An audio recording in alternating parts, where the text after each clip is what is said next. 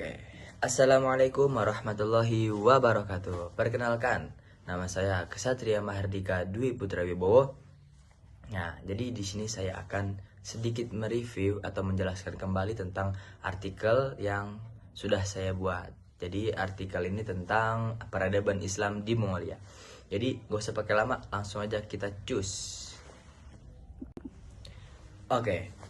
Jadi sebelum kita masuk ke pembahasan tentang peradaban Islam di Mongolia ini, kita kenalin dulu demografi negara Mongolia ini seperti apa sih. Jadi negara Mongolia ini tuh negara yang terkurung daratan di Asia Timur gitu ya. Berbatasan langsung dengan Rusia di utara dan Tiongkok di selatan. Negara Mongolia ini negara yang terluas ke-18 dengan luas wilayah 1.564.116 kilometer kubik gitu ya. Jadi secara autonomis ini negara ini terletak 4 derajat LU hingga 52 LU dan 87 BT hingga 120 derajat BT. Nah, populasi Mongolia ini ada sekitar 3.168.26.000 jiwa gitu ya. Estimasi ini dari di bulan Juli 2020 gitu. Jadi saya kutip jadi di 2020. Mayoritas penduduk negara ini adalah etnis Mongolia gitu ya, yang menganut agama Buddha, Tibet dengan gaya hidup nomaden, jadi berpindah-pindah. Nah, jadi menurut sensus tahun 2020, 51,7% penduduk Mongolia ini menganut agama Buddha, terus 40,6% tidak terafiliasi gitu ya. 3,2% beragama Islam, 2,5% menganut tradisi perdukunan Mongolia, 1,3% beragama Kristen dan 0,7% menganut agama lain. Mongolia mencakup Protestan, Katolik, Ortodoks dan Mormon dari gereja Yesus dari orang-orang suci zaman akhir. Nah, negara Mongolia ini bisa disebut juga sebagai negeri langit biru gitu ya, karena penduduknya ini bisa menikmati hari-hari cerah sepanjang tahunnya. Bahkan di musim dingin, faktanya itu tidak ada hujan sama sekali selama musim dingin yang panjang dari bulan Oktober hingga bulan Mei.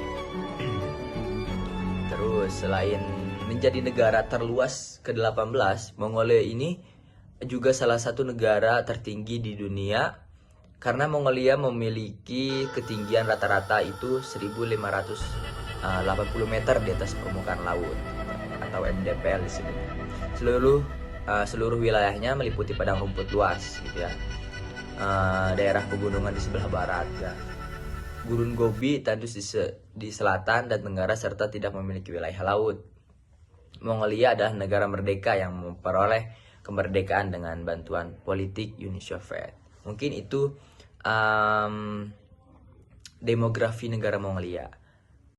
Nah, jadi selanjutnya itu ada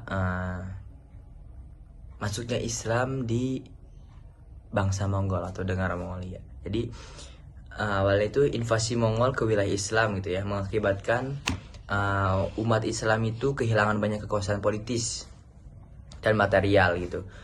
Sampai-sampai itu banyak orang yang mengira gitu ya, bahwa saat itu peradaban Islam sudah berakhir dan punah gitu, dan jadi udah nggak ada lagi gitu peradaban Islam. Namun Allah tetap menjaga agamanya. Islam pun bangkit dari bawah puing-puing reruntuhan kemuliaan abadinya gitu. Jadi berkat perantara dai, Islam berhasil menarik hati para penakluk barbar itu hingga akhirnya memeluk Islam. Mereka pun memeluk agama kaum muslimin gitu. Di saat mereka sedang jaya-jayanya dan berada di puncak kekuasaan, bangsa Mongol ini mulai memeluk Islam tidak lama setelah mereka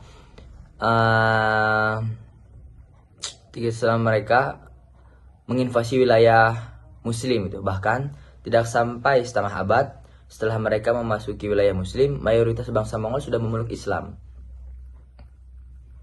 Dan Allah telah memperkuat agama ini dengan keberadaan mereka. Mereka melakukan banyak negara dan menetap di dalamnya, memerangi keturunan kaumnya sendiri atas dasar nama Islam. Jadi mungkin itu singkatnya penyebaran Islam di tengah bangsa Mongol gitu. Nah, selanjutnya itu ada jejak-jejak peradaban Islam. Yang pertama itu ada Golden Horde gitu ya. Dalam sejarah Mongolia ini, kemunculan Golden Horde ini atau dinasti Kipchak gitu ya, sangat menarik gitu karena cabang dinasti Mongol yang memerintah paling lama gitu. Selain itu, mereka membawa kesuksesan dalam perdagangan Asia dan Eropa selama pemerintahan Okta sebagai Khan Agung, lembah sungai Volga dan Siberia. Selanjutnya itu ada dinasti Ilkhan gitu ya. Ilkhan gitu ya, berada di antara para pemanah liar tentara Mongol di timur dan tentara salib di barat. Islam di awal abad ke-13 seolah akhirnya tenggelam. Namun betapa berbedanya keadaan di penghujung abad yang sama ketika tentara salib didorong kembali ke laut. Selanjutnya itu ada dinasti Yuan. Jadi dinasti Yuan ini ada pada tahun 1271 sampai 1368 Masehi. Dinasti Mongol yang berkuasa di Tiongkok didirikan oleh Kubilai Khan, cucu Genghis Khan. Dinasti ini menggantikan dinasti Song dan berkuasa juga dinasti Ming menggantikannya. Selanjutnya itu ada dinasti Mughal. Ini ada pada tahun 1526 hingga 1858 Masehi. Dinasti Mongol ini berkuasa di India gitu, didirikan oleh Zahiruddin Muhammad Babur, cucu Timur Leng. Dinasti ini menggantikan dinasti Delhi dan berkuasa hingga Britania menguasai India gitu. Selanjutnya itu ada tokoh dan organisasi Islam di Mongolia.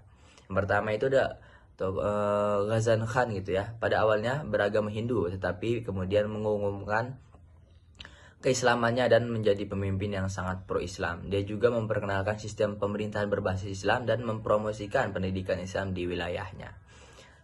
Itu udah Tagudar Khan gitu ya, Khan Mongol pertama di Persia yang masuk Islam. Dia tumbuh besar dalam naungan Islam dan dipanggil dengan nama Ahmad.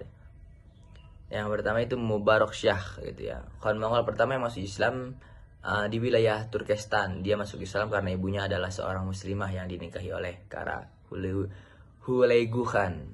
Yang keempat itu ada Abaku Khan, putra Hulegu Khan yang menggantikan ayahnya dan mempertahankan kebencian terhadap umat muslimin seperti yang dilakukan oleh ayahnya. Yang kelima itu ada Zahiruddin Muhammad Babur, pendiri dinasti Mughal gitu, yang berkuasa di India.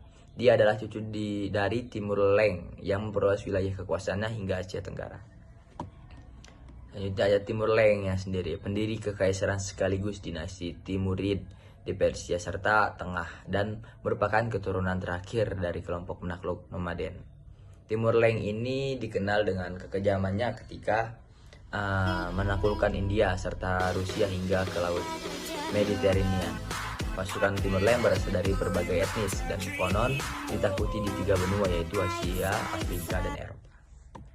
Jadi yang terakhir itu pembahasan terakhir itu tentang kehidupan umat Islam kontemporer di Mongolia. Jadi keseharian umat Islam di Mongolia itu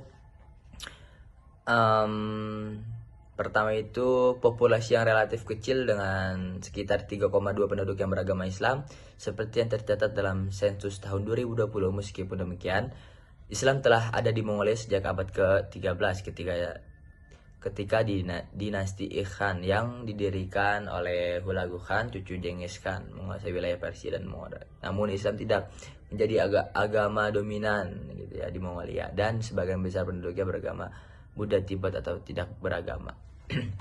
Dalam beberapa tahun terakhir ini terdapat beberapa upaya untuk memperkuat dan mempromosikan Islam di Mongolia. Misalnya, beberapa organisasi Islam telah didirikan untuk mempromosikan nilai-nilai Islam dan meningkatkan kesadaran masyarakat Mongolia tentang Islam. Namun, upaya ini masih terbatas dan tidak memiliki dampak yang signifikan